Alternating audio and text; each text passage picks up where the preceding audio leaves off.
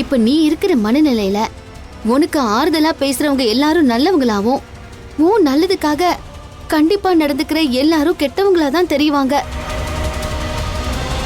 அத உனக்கு எடுத்து சொல்லி புரிய வைக்கிறது ஒரு அம்மாவா என்னோட கடமை. அதத்தான் உன் விஷயத்துல நான் செஞ்சிட்டு இருக்கேன். அத நீ புரிஞ்சுக்கோ. இப்ப என்ன சொல்ல வரீங்க? நீங்க என்ன சொல்றீங்களோ நான் அதை தான் செய்யணும். நீங்க என்ன நினைக்கிறீங்களோ அதுதான் நடக்கணும். அவங்க உங்களுக்கு தனிப்பட்ட விருப்பம்னு எதுவுமே இருக்க கூடாது. அப்படி இருந்தா நீங்க அடிக்கிறீங்களோ இல்லையோ உங்க சார்பா யாரையாவது ஏவி விட்டு அடிக்க வச்சிருவீங்க. இப்ப பாட்டி என்ன அடிச்சது கூட அப்படிதான். மது, இதெல்லாம் உன் வயசுக்கு மீறின பேச்சு. அந்த பூர்ணி உனக்கு என்ன சொல்லி கொடுத்தாலோ அதை அப்படியே பேசிக்கிட்டு இருக்க நீ. வேண்டாமா, அவ உன்னை கெடுத்துக்கிட்டு இருக்கா. ஏன் பூர்ணி சித்தி சொல்லிதான் எனக்கு பேச தெரியுமா? எனக்கு சுயமா யோசிக்க தெரியாதா?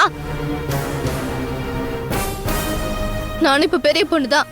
இப்ப கூட எனக்கான ஆசை, எனக்கான ஃப்ரீடம், எனக்கான தேவைன்னு எதுவுமே இருக்க கூடாதுன்னு நீங்க நினைக்கிறதுனாலதான் நான் கேட்ட போனை எனக்கு வாங்கி தர மாட்டேங்கிறீங்க. நான் ஏன் உனக்கு போன் வாங்கி தரமாட்டேங்கிற காரணத்தை உனக்கு தெளிவா எடுத்து சொல்லிட்டேன். அத மட்டும் என்கிட்ட கேட்காத. அப்படியா? அப்ப நானும் நீங்க என்னைக்கு எனக்கு போன் வாங்கி தரீங்களோ அன்னைக்குதான் நான் உங்ககிட்ட பேசுவேன், சாப்பிடுவேன். அது வரைக்கும் நான் சாப்பிடவே மாட்டேன். இப்படியே பட்டினி கிடந்து சாகுறேன்.